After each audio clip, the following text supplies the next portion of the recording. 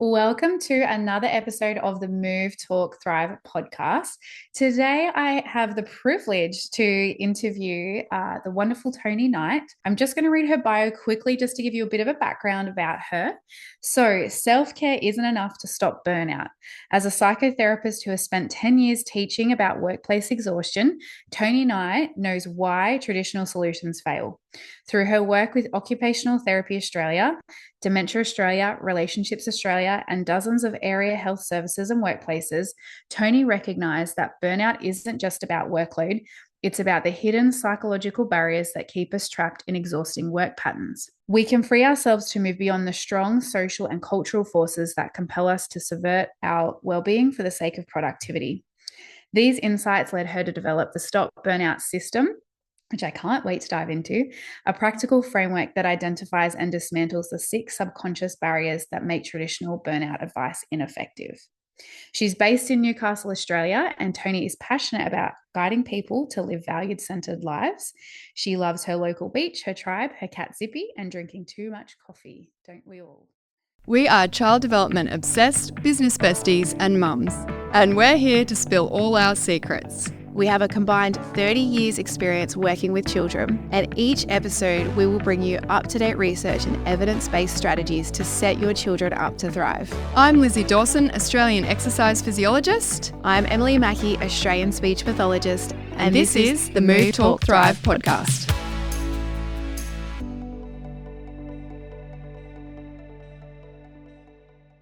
So welcome to the podcast, Toni. Oh, thanks very much, Emily. Really, really happy to be here. Toni and I met, I'm going to say a couple of months ago, online virtually, as we do these days.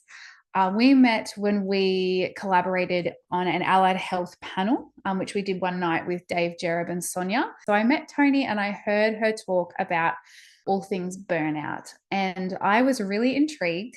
And I thought this information is so helpful. I think that this would be good for more health professionals to hear. And particularly going into this new year, 2025, it's a good time to revisit our priorities, our goals, think about ourselves and our plan for this year so that we can serve our children or our clients well. We can serve our families. We can live a good, holistic life to the full and also, thrive in that process. So I think you've got so much good gold nuggets and value to give our audience. I'd love to know a little bit about your work history, I guess, and how you got so involved with burnout and in this working in this field. Well, I stumbled into the burnout area, actually. It wasn't something I was planning to do. So I studied about 100 years ago as a psychologist, and since then have worked as a psychotherapist for many, many years. And I was asked to do a workshop for a group of occupational therapists actually around 10 years ago. And at that stage, I was helpful, but I didn't know a lot about burnout specifically. But it was something that I really loved doing. And it was interesting that after I did that, I started, seeing so much more of it around. And I was actually asked to do other workshops on the basis of that one. And it just kind of took off and grew from there. It was organic. And I think it was organic because there is such a lot of burnout around. And I love the work. I love working in this area because it helps us to get to the heart of the way we think and feel, the way we interact with some of those cultural and social forces in the world.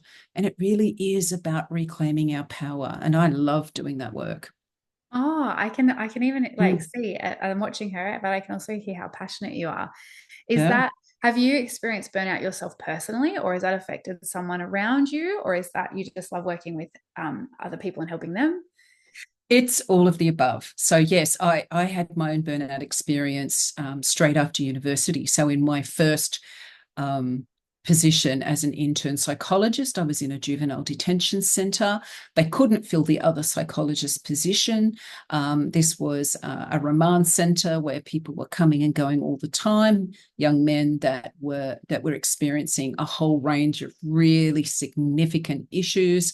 The work was challenging, but the workplace was even more challenging. I was unsupported. There was bullying in the workplace, like you name it. It had all the factors going. And, after a reasonably short time, I started to burn out. I recognized that I was really struggling. And I guess because it was the early days of my career. I was a lot younger. I knew nothing about burnout and how to tackle it. I didn't know what to do. I just was lost and struggling and alone and didn't know what to do. And as it happens, I was offered a promotion completely out of the blue. And it was twice the money and, frankly, less stressful than the job I was doing. And so it took me about 5 seconds to say yes to that. But it did derail my career for quite some time. And so I paid a significant price for being so impulsive and going, yes, get me out of here, and frankly, I would do it very differently now. But I would really hope that people would feel that they have options, that they would know what to do and can be supported in making good decisions when they're burning out. So does burnout look the same for everybody or different? How does one know if one is burnt out? Yes, great question, Emily. It is similar in some ways and very different for people in other ways. And so if you go to the definition of burnout, it has 3 factors. So there's a sense of depletion, which can eventually become exhaustion, so that tiredness. Most people with burnout are experiencing tiredness of some description. Burnout is also about disengagement. So to be passionate and caring in our work, which is what we want, it requires a lot of energy. And if we're already tired, it's really difficult to find the energy, particularly if we feel we're being mistreated or unsupported at work. And so the second feature of people with burnout is that they become quite disengaged. It's just not that the passion isn't there anymore. They care a little less than they used to. And that's not who they are, and it's not what they want to be. And so it can be quite distressing for people to recognize that. And thirdly, as you can imagine, as people are becoming more and more tired, they are making more mistakes. They're less effective in their work. They might be having more time off. They might be, getting sicker. They're making more mistakes. They're not engaging with their clients as well as they used to. And so they're just less effective in their work. So these are the things that tend to be common across all people that are burning out.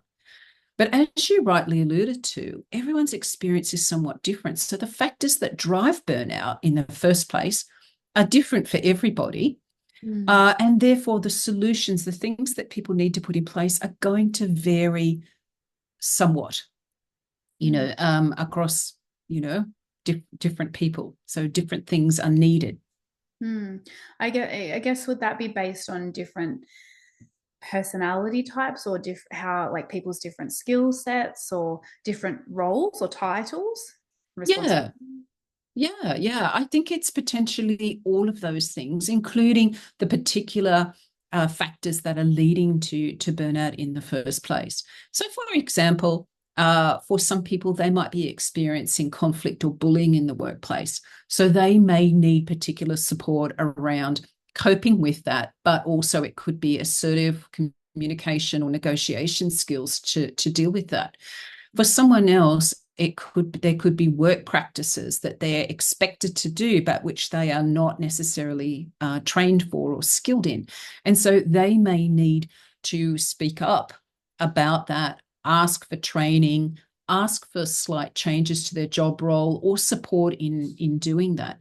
Someone else might find that they have certain, personality or learned factors that lead them to be what I would call over-responsible. So taking a lot more responsibility for themselves and for other people, including their clients and co-workers, than they need to.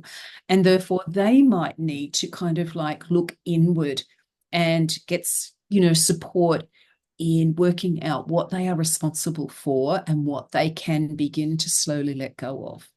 And of course, all these things make sense, but they're much harder to do than it sounds. And this is the problem with burnout, Emily, is that a lot of people do at least have some sense of what is causing their burnout, what's contributing to it. But there are a lot of forces that make it very, very difficult to take action on those things. And so people can get very stuck. And the more burnt out they get, the more stressed they are, the more tired they are. They move into a state of shutdown, and moving forward can become very, very difficult, even if they think they know what they need to do. And that's where that's where the role, like your role, comes in, right? So they need an external person to help. Yeah, that's right. So, the stress, burnout is driven by chronic stress. So I would point out that stress is actually a good thing in some ways. It helps us to, focus and energize to rise to the occasion when there are challenges. So I'm not saying stress is bad, but chronic stress certainly is not helpful. Burnout is driven by chronic stress. And as I said, there are lots of different things that can drive chronic stress. And so it's really important that we learn how to reduce or reset our nervous system so that chronic stress doesn't drive us towards a state of shutdown. Because if we are in chronic stress long enough, we start to shut down. But even before then, when we're in a state of chronic stress, those stress hormones interfere with a lot of different systems of our body, and not in a good way, but including our brain. And so the reason we often need support with dealing with burnout is because when you're stressed and chronically stressed, it is hard to think clearly. We also, in that state of chronic stress, are disconnected from many of our strengths and resources. So, for the professional women that I serve, they are very resourceful, very skilled, very intelligent. And yet in that chronically stressed state, it's almost like we can't connect with those things. We can't use them in order to help ourselves to reset, if you like, our nervous system, where we can reconnect with all of those skills, abilities, and resources. So it does make good sense. We can hope that things get better, but that's not usually a great strategy, right? Burnout will Burnout will progress if we don't change something. Okay, we need to be able to take wise action. And as I said, if we're already in the grip of burnout, what that wise action is becomes really difficult when we can't access our highest brain functions to think clearly and plan and strategize. And so that's where I can help people. And I say to people, the sooner you get help with that, the faster and easier it is to move out of burnout. I would add here, it's not just about moving out of burnout. It's about being in that state of sufficiency where we are experiencing safety, security, relative stability, where we can, do what we do with genius. It's our zone of genius we can move back to, right? Where we can live according to our values, we can express who we really are, where we can be present and powerful. And that's what my clients want. They want a successful career that energizes them, where they can experience their power and presence. We all want that, right? Right. I do too. That's where you get a lot of satisfaction, and it's very rewarding. And a lot of our audience is allied health professionals, so they're very driven, to be helping people and absolutely feeling good themselves, because we're health professionals. We help people. Right, exactly. And that's why I love working with allied health professionals, because not only do I find allied health professionals almost always passionate, driven, caring, compassionate people who make such a substantial difference in our community for the lives of the most vulnerable people, right? Not only that, but they are just genuinely great people to work with. I think the skills and the disposition that make a person a great allied health professional are the very things that mean that I love working with them. It's their rock star qualities to have, and it makes them very good. But it's that empathy, that wanting to give, that sometimes if we don't recognize the value around our own health and well-being, we can find ourselves working too much and giving too much. And this is when chronic stress can start to creep in. I just want to touch on that word chronic because obviously there's stress and then chronic stress. Yes. So what's the difference? What does chronic mean in this situation? So chronic stress is where basically we're not doing anything to kind of switch off that stress response, and it continues. And I will say that it is remarkably common. I would actually say that modern life kind of is almost set up for the experience of chronic stress. And so I like to say to people that burnout is not our fault. Okay, it is not our fault. We live and work in societies that actually really set us up for chronic stress. And chronic is about continuous. So, in an ideal world, we're doing life, we're doing work, we're being successful, and then a challenge comes in.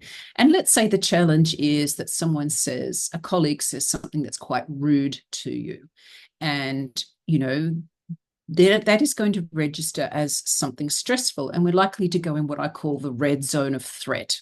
All right. So threats certainly can be physical threats.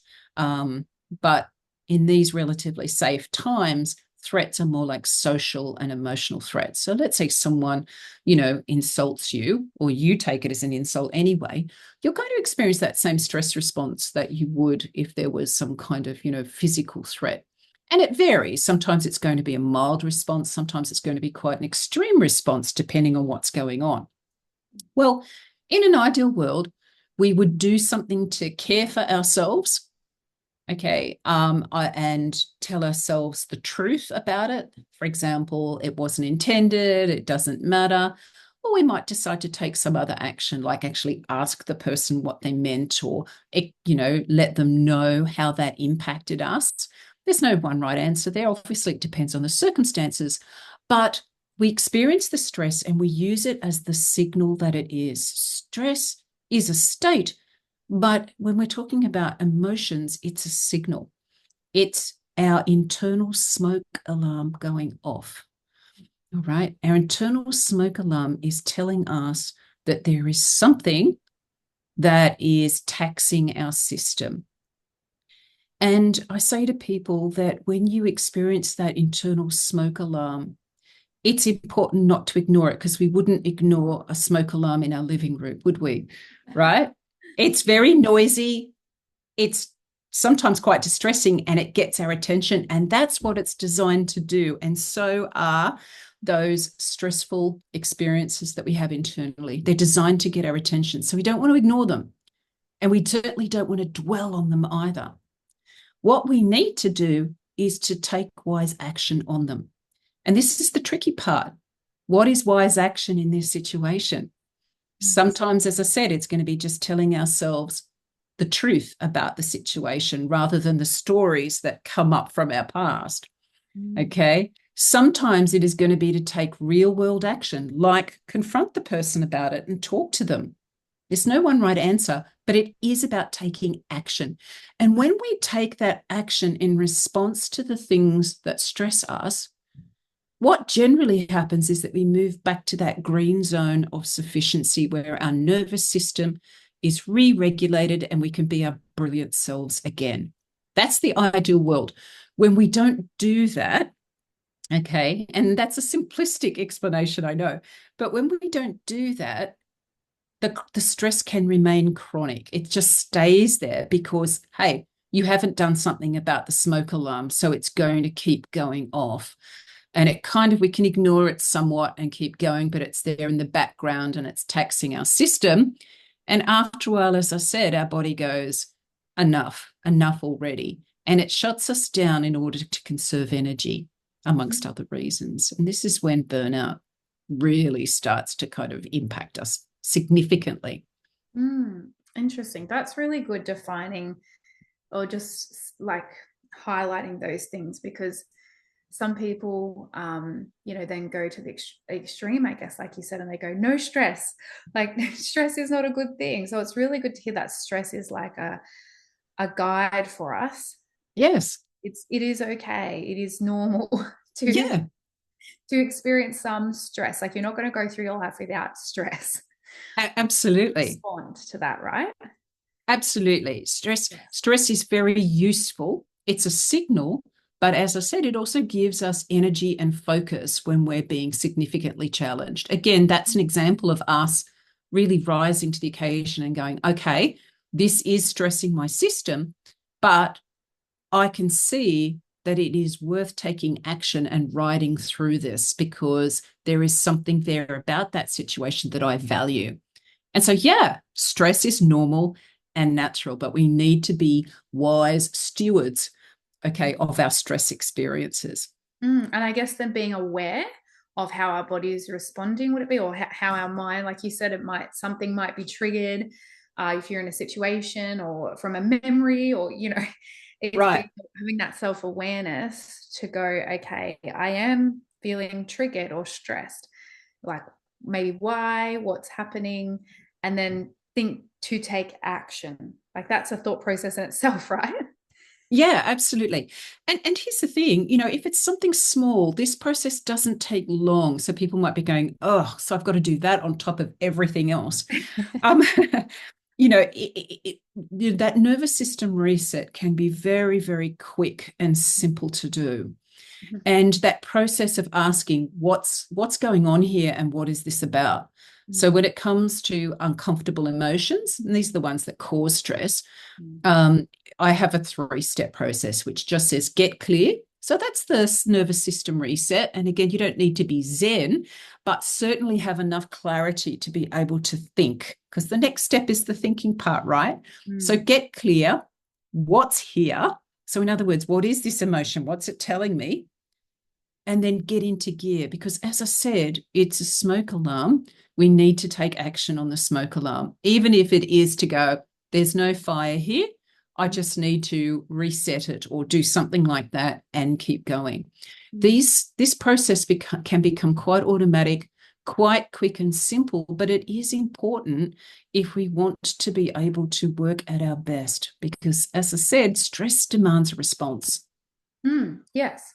And so what would you say if someone gets stuck in that emotion, that first stage, or does that happen where people go, I can't think through this clearly, like it's too emotional for me, or it's too triggering, or I can't move into that logic?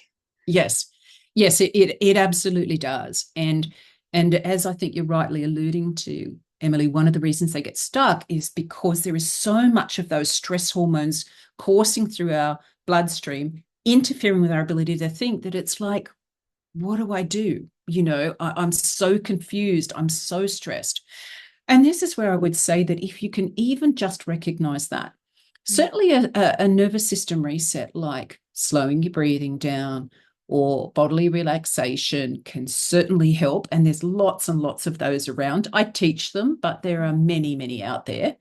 But if those aren't working, that's where I suggest borrowing the nervous system of other people, right?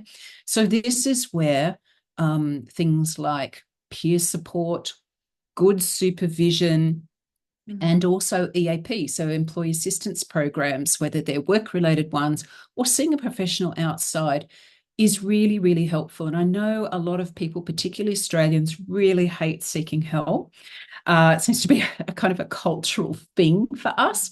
But I say to people, think about it. If you're having trouble resetting your system, because remember, you need to go back to that green zone of sufficiency first. Sufficiency is where we have enough stability, enough calm, enough of our own intelligence, wisdom, skills, resources in order to be able to solve a problem or meet a challenge. If we can't get there, we're not going to have the wise response that we need to switch off our smoke alarm. So what do? We borrow someone else's stability and calm. And so speaking to other people can very quickly reset our systems, because we're a deeply social species, and we co-regulate each other all the time. Emotions are contagious, right?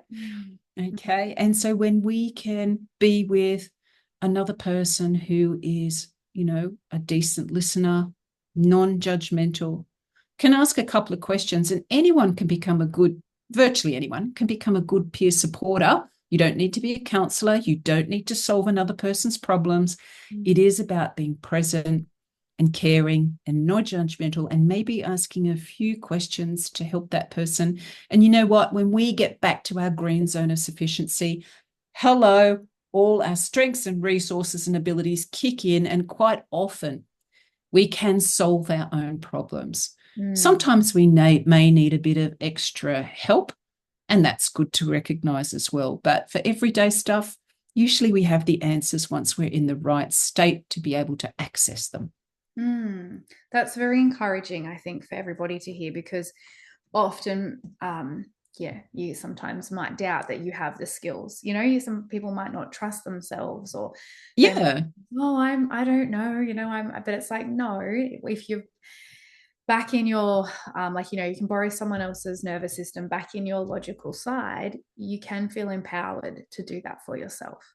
absolutely. When we're in the red zone of threat or the blue zone of shutdown, those states, all of them, completely organize our experience of life. And so in the red and the blue states, it is going to feel exactly like we don't have what it takes. We can't do it. That is normal and natural to think and feel that way in those states. It's only once we get back to the green state that we can reconnect with the truth of who we are. Mm. And so, if we're in those red or blue states, that can sometimes be where, I mean, like you said at the start, you made that impulsive decision and changed your workplace. I've done most Right, of those things as well. right. In my speechy journey and business journey, personal life, when things get a bit tough, sometimes we think, okay, I'm going to solve this by making a big change. Yep. Or sometimes we think, okay, I like that you've highlighted the internal process, right? Because often, sometimes the first thing we do is we think of the externals, and then we make a big decision. But if we're in that red and blue zone, that probably isn't the wisest thing to do, right? Absolutely. You're onto it, Emily. We don't want to make big decisions in the red and blue zone. Again, because of the additional stress hormones in our system, it is natural that we're going to be a lot more impulsive because we can't think things through. But yet we want to switch off the smoke alarm because it is so unpleasant. It's so distressing. And so it's no wonder, is it, that we do that. And again, it's important that we have compassion for ourselves and recognize that if we've made impulsive, poor decisions in the past, whether it's related to our career, our clients, even in our personal lives, because our personal lives impact our burnout situation as well, of course, right? Mm-hmm. That if we've made unwise decisions, it's not because we're stupid or because there's something wrong with us. It's because we're in the red or blue zone at the time that we make it. And all of us lose at least 20 IQ points when we're in those zones, right? And so, yeah, we sort of think, okay, I've got to get out of this job. I've got to, I can't be an OT or a speechy anymore, right? And again, in the red and blue zones, that makes complete sense. But we don't want to make those big decisions there. We want to move back to that green zone of sufficiency where we can now be more intentional and values centered. So my work is defined by encouraging people, as many people as possible, to live lives centered in their values, because this is a satisfying, fulfilling, rich life. And we can't do that in the red and blue zones mostly. No. And so you're right. We need to move back with or without support of others to the green zone. So it's slowing the process down, taking it slowly and saying, right, what really matters here? Weighing up the decisions because obviously changing jobs is one decision, and sometimes that is the only alternative. I agree. But it's kind of the decision of last resort. Yes. Usually there's a lot that a person can do to change their work situation and their internal situation prior to needing to do that. I think, speaking from personal experience, when you're in that red and blue zone, you tend to jump to extremes, which is probably impulsive.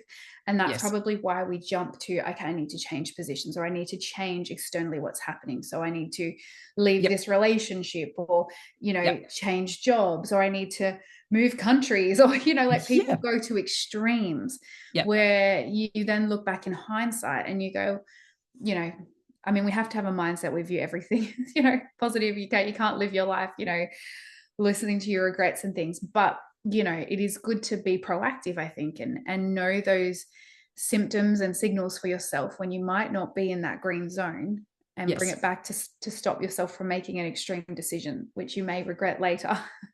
Absolutely. Yeah, that's right. That's right. I Mm. agree. It's not great to live with regrets. We make the most of the situation that we're in. But ideally, if you can have a simple rule of thumb, two things I would say that relate to that, Emily, is number one, yes, don't make major decisions. If you know that you are either stressed out or that you're really down and in a low energy shutdown state, don't make decisions there. But as I said before, if you think you are on that road to burnout, now's the time to do something about it, because, you are going to potentially be in the red and blue zones a bit, which, by the way, we all are, right? Because they're normal, natural states. We all are sometimes. But as we burn out, we find ourselves more in those red and blue states and less in the green state. And so catching burnout early means that it's easier to move back to that green state where you can make much better value-centered decisions. I have a question. If you're experiencing burnout, does that affect all areas, or is it possible to experience burnout in a specific area? Like you said, you can be exhausted and tired, then you might disengage and become less effective. But is that across your whole life, or is it possible to say, for me, because I'm a mum, I've got children at home, and then I'm working, is it possible, just for example, to be feeling burnt out at work but feeling okay, not burnt out at home? Or is that a mindset thing that's not possible? Look, I would say that it is possible. The people that I work with tend to be kind of experiencing more advanced burnout. And so their energy levels tend to be, fairly low for all domains of their life. But for people who are experiencing burnout at work, certainly, if their home life is very supportive and not, the demands they can keep up with. And so, one way to think about one aspect of the solution to burnout, if you like, is to create a life where your resources exceed the demands placed on you. Okay. And so if you've got a life at home where there are going to be demands, particularly if you have kids, but the resource that you bring to it is greater, then you're less likely to experience the stress and certainly the shutdown that you might experience at work. In my experience, however, the more burnt out you are at work, the more likely it is to kind of like really seep into all aspects of your life. Just interesting. I just was wondering, like, my understanding of burnout would, be like you're burnt out across all areas. Yeah, because it's a body response. Yeah, absolutely. Yeah, that's right. Yeah. And so, I find that, some people can get home from work and need a long time to recover, which, again, if they're not too burnt out, they can do and can experience some kind of, energy and joy at home. But the more burnout progresses, the less likely it seems that is to happen. And everyone would be different again, right? In terms of this chronic stress, how long it takes for them to sort of feel the effects of burnout. For some people, I imagine it would be a bit quicker. Some people might be a bit longer. So Yeah. we're all unique in that way, right? Yeah, absolutely. Yeah. So some people's personality might make them very prone to burnout. People's backgrounds mean that some of the stories that they tell themselves about workplace stresses, those stories are undermining their ability to do something about it. That's all of us to some extent, but some more than others. It can be the nature of the actual, events themselves. So if someone's experiencing chronic bullying at work, for example, that can certainly burn someone out faster than, if it's just the occasional incivility. A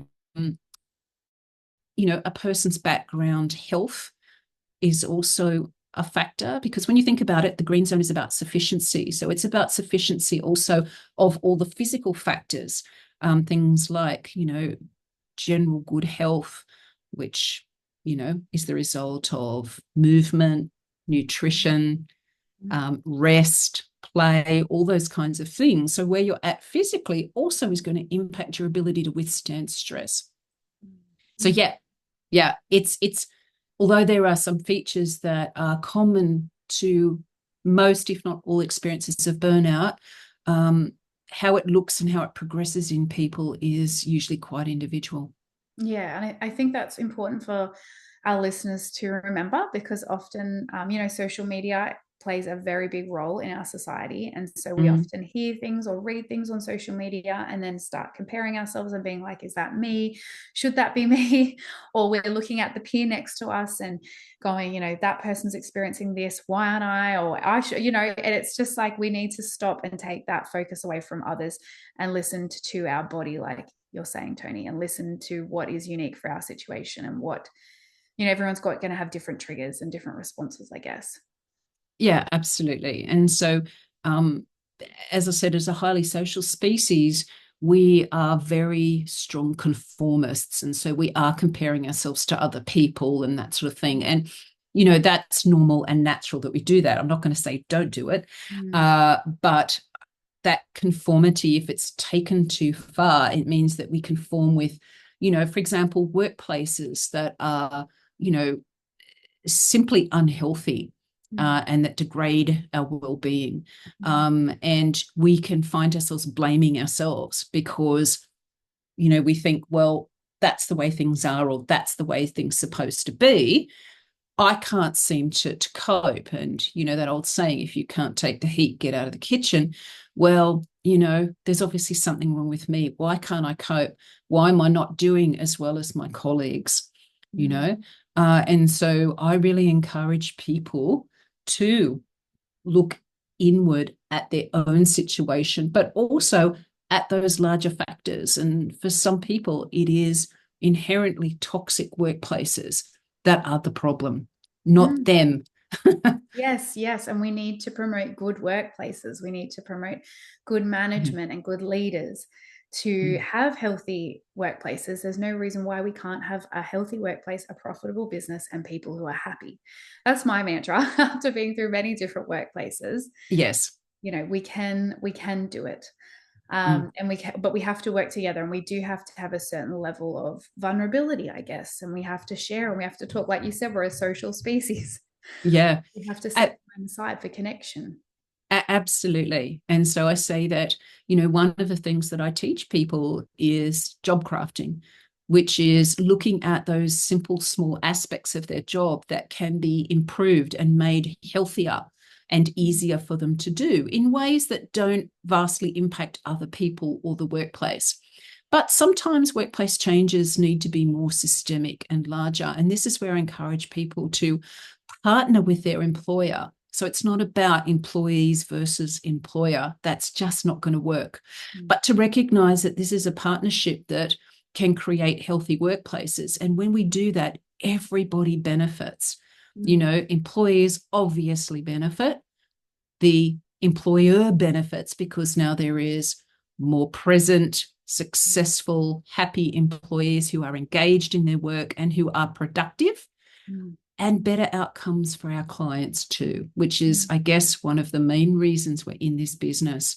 When we are in that green zone of sufficiency, we can be present and powerful for our clients. We just get better outcomes. Yeah, and that's the goal, right? When we're at work, working with our clients, is to be the best and to give them what they need, the tools that they need, what we're qualified in and what we know to help them.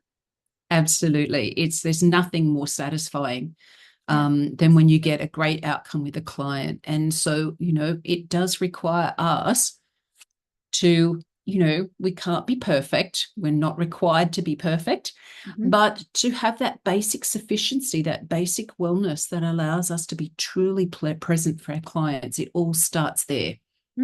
That's wonderful, Toni. That's excellent. That's what everyone's aiming for, right?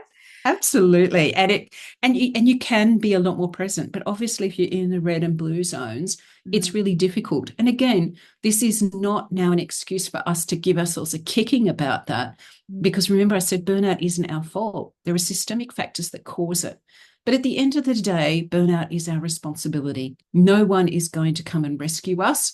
No one knows really what's going on inside us. Mm-hmm. Okay, people can support us, but we are the ones that need to speak up about what we need in order to move back to that green zone of sufficiency, that nervous system reset that allows us to be at our best, which is why it's so important to reclaim our power.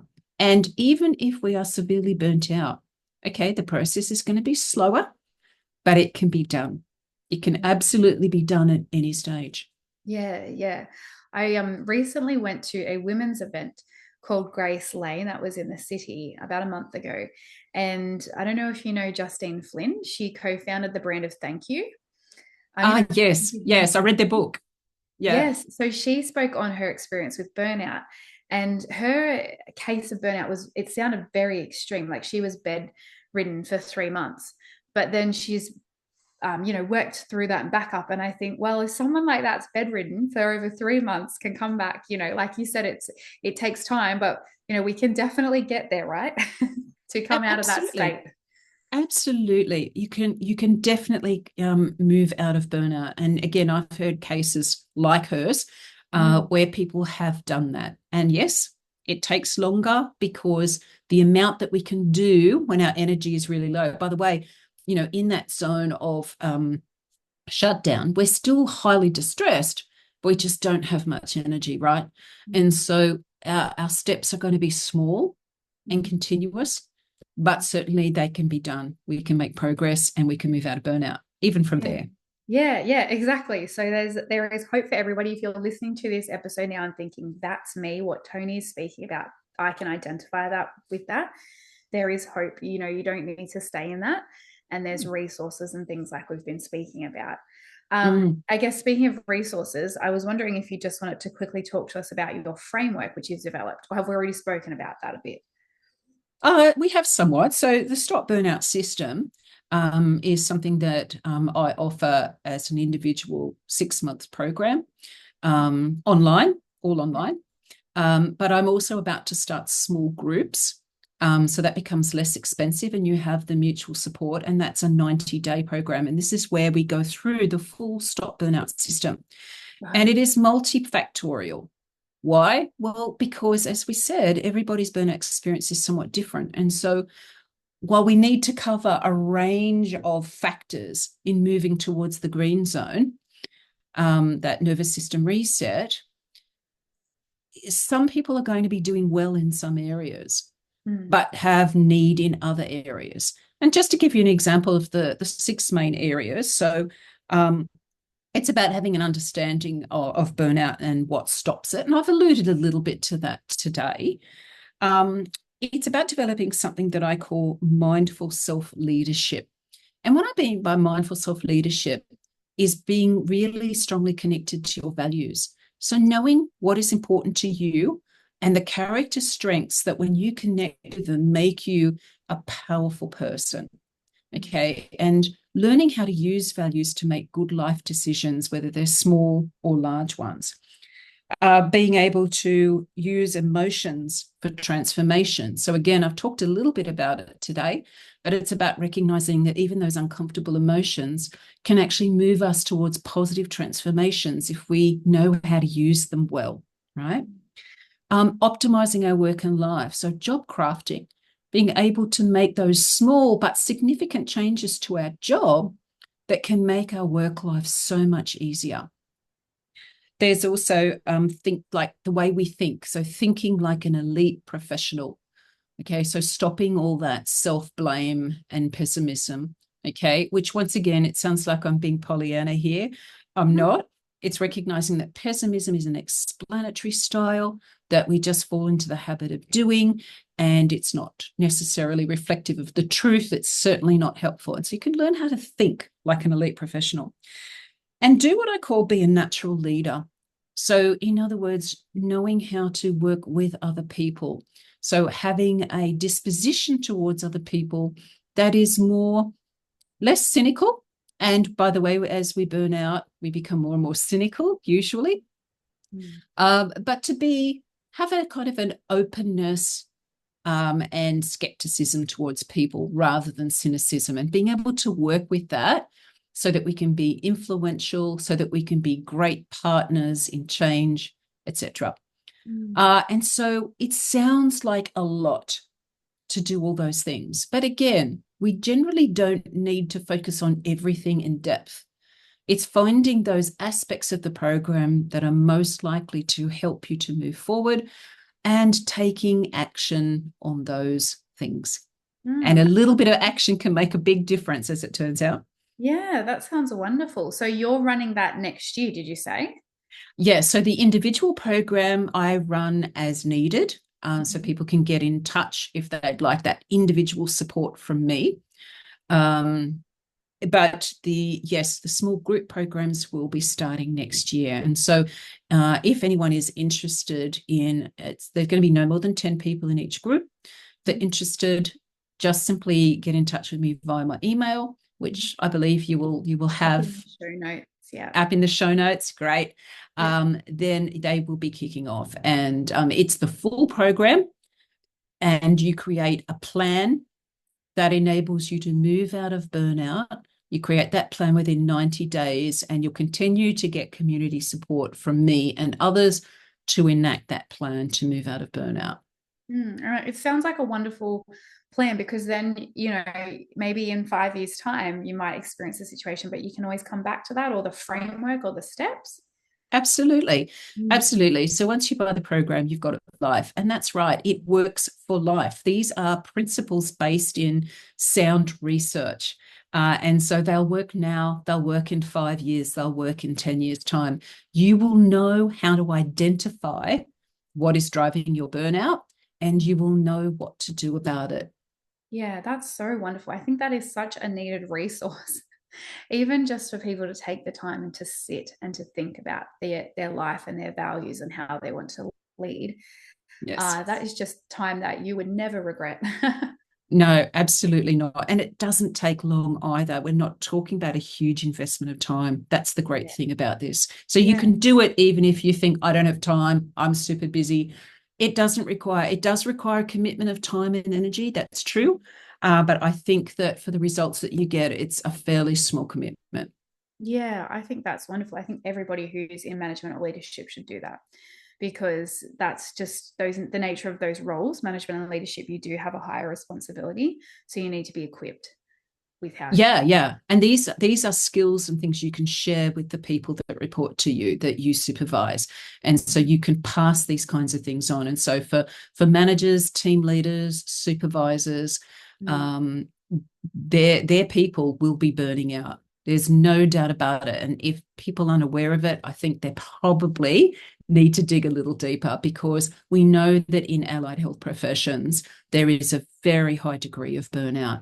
And in fact, the first stage of burnout doesn't even look like burnout at all. People are overworking, but generally speaking, they're kicking goals. They're a superstar. They're not experiencing the effects of the burnout, but they are sowing the seeds of it.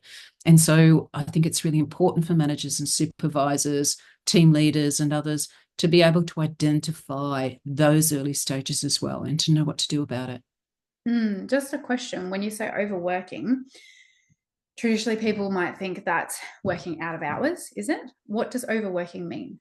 Yes, and I'm glad you asked that question, Emily, because it means different things for different people. Yes, for some it is about working out of hours. And, this is why you'll hear people say, all I need is work-life balance. And look, that is one potential strategy. It's not the end state that we're looking for. It's more complicated than that. So that's why, when I see articles about work-life balance, I think, yeah, but you're missing the point. Okay, so, it can be, work-life balance can be part of the solution, but really overworking can, in the workplace, look like saying yes to every request of you, whether that's from colleagues and from management, even if you don't have the time, even if you don't have the energy to do it. It can look like over-investing in things like reports. Look, I say to people, it is important to work with excellence. I get that. But perfectionism is the next level. I see a lot of perfectionism in allied health professionals, and that leads to overwork. Right. So overwork is not just working outside of your hours. No, that's right. It looks differently for different people. And quite often when you can address some of those things that are taking place during work hours, there becomes less need to actually take work home and work after or work long hours.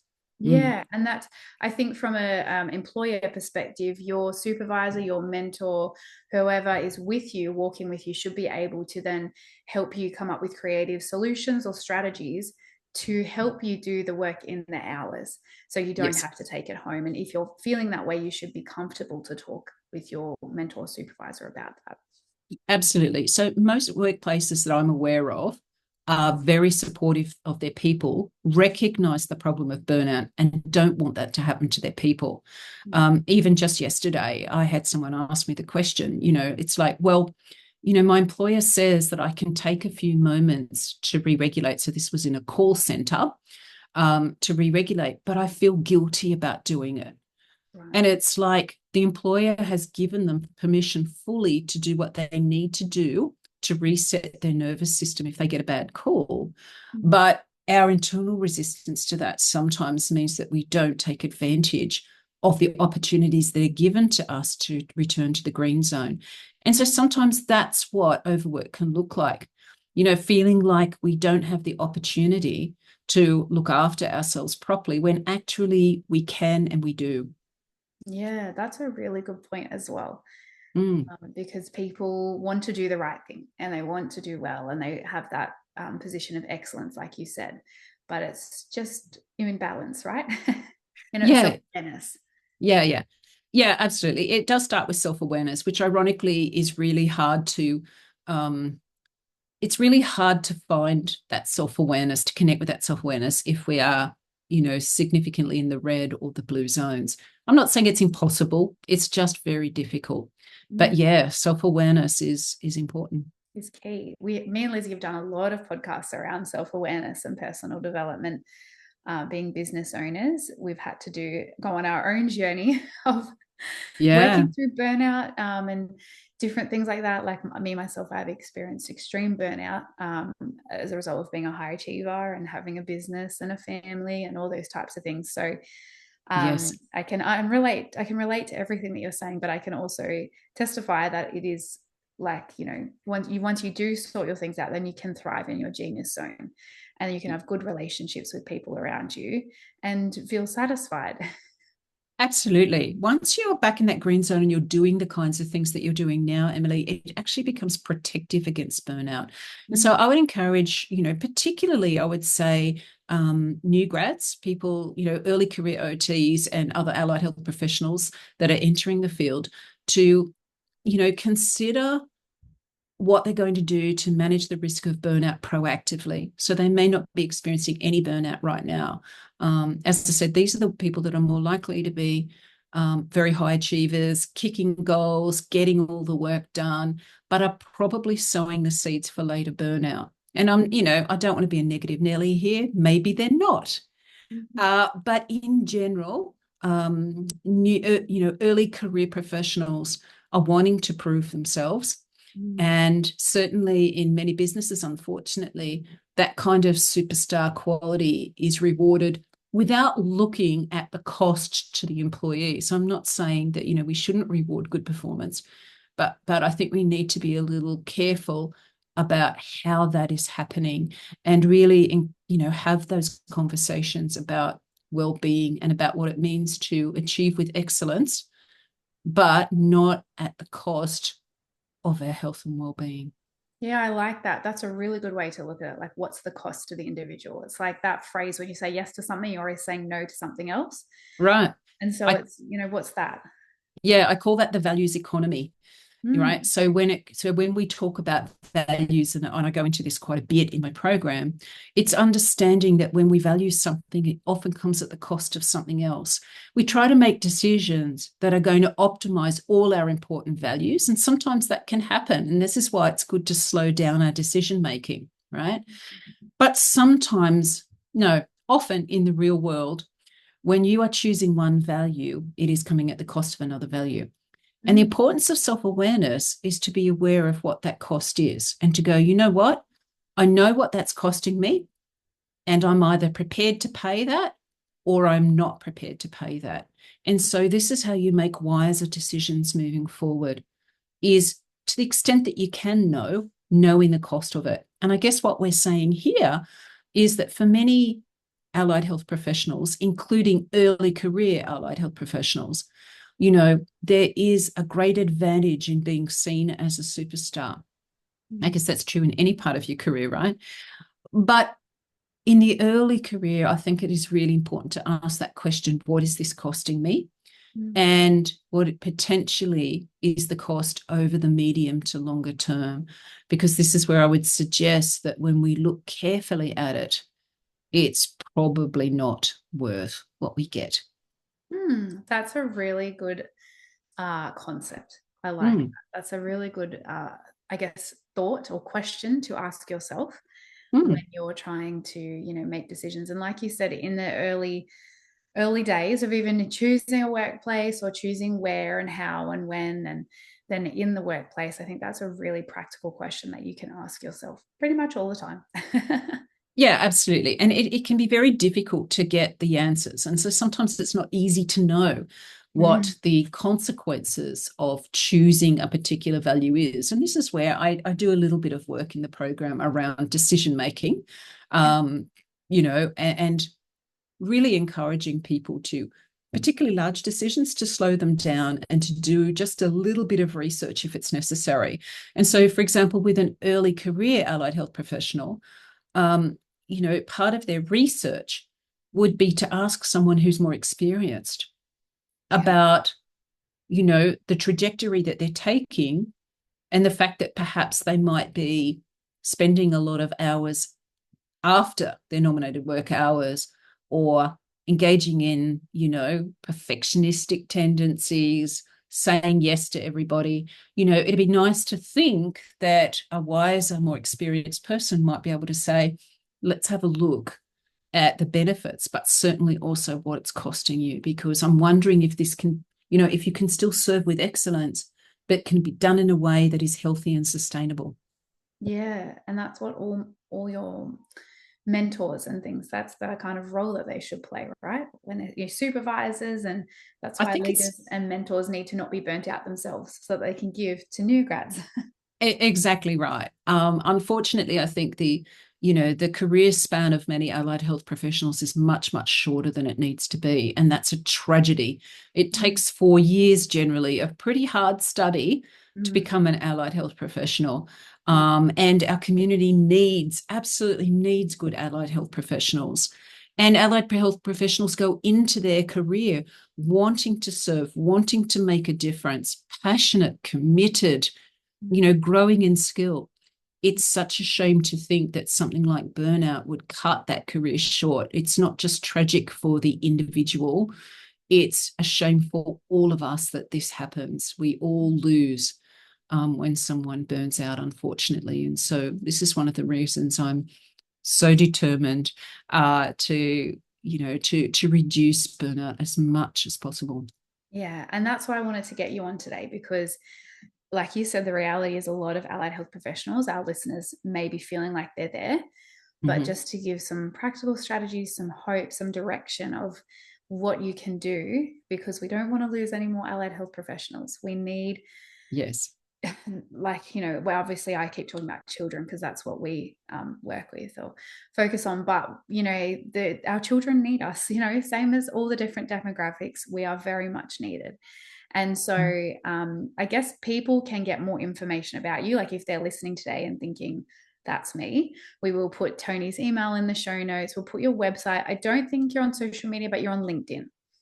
Yes, I'm on LinkedIn, and I think I also gave you a connection to my free inventory, a burnout inventory. And so if people are kind of going, well, I don't know where to start. So whether or not you decide to see someone like me or not, the first step would be to, certainly there are quizzes and things you can do that determine whether or not you're officially burning out. But generally speaking, if you feel like you're burning out, if you're chronically tired or stressed, that is enough for you to go, okay, I need to be proactive. I need to nip this in the bud right now and create a system of working and living that is healthy and sustainable. That's what this is all about. And you can make that decision right now and at any stage in your career, whether you're burning out now or not. And so I would suggest going to my free inventory, because it is a detailed questionnaire. It doesn't take too long to do, but it's one of the few that I'm aware of. In fact, I'm not aware of any others. There might be others, but it is an online quiz that helps you to identify all the particular contributors to your experience of burnout. And that includes those in the workplace, includes those in your personal life. It includes the wider societal ones and the ones that might be operating under the radar inside us. And this is one of the reasons burnout is hard to tackle, because many of the things that drive burnout are very, very subtle and subconscious. And so that questionnaire can help to really to get you thinking about the way that you think and the way that you react to what is going on around you. Because for all of us, to some extent, our reactions can make things worse and not better. Yeah. And we want to have good relationships and connections with people. We want to have good reactions, but we want that to come from a good place. Absolutely. And we can change that, by the way. Not, we're not born to burn out. There are certainly internal factors that make us all prone to burnout. But these are things that with a bit of conscious attention, you can overcome, certainly. I like that. Not born to burn out. That's really that's good. right. That's right. Thank you so much, Toni. We will pop that link in the show notes. I'm sure lots of people are going to go and click that and do that, because that sounds like such a helpful resource. And like we said, you can email Toni if you're interested in that program, or business owners, I would highly encourage you to get your leaders and senior team into this program and chat to them. And Toni mentioned having like an EAP program in your business, for employees and to support. So it's a good thing to think about if your business doesn't have a pathway like that, or a program. And I'm sure you could email Toni and ask about that as well, and stay connected with her, because she's got lots of good resources and things that she posts as well. So thank you so much, Toni. This has been so helpful for me, but also I'm sure for all of our audience as well. And we can't wait to connect with you more, I guess, and keep learning from you, because it's a never-ending issue, isn't it? There's certainly plenty of it going around, but even though it's common and everywhere, it doesn't need to happen. And so thank you for the opportunity, Emily, for me to be able to get up and talk about what I'm passionate about and share some practical strategies. And there's certainly a whole lot more. Yeah. Thank you so much, Toni. We'll talk to you later. Bye.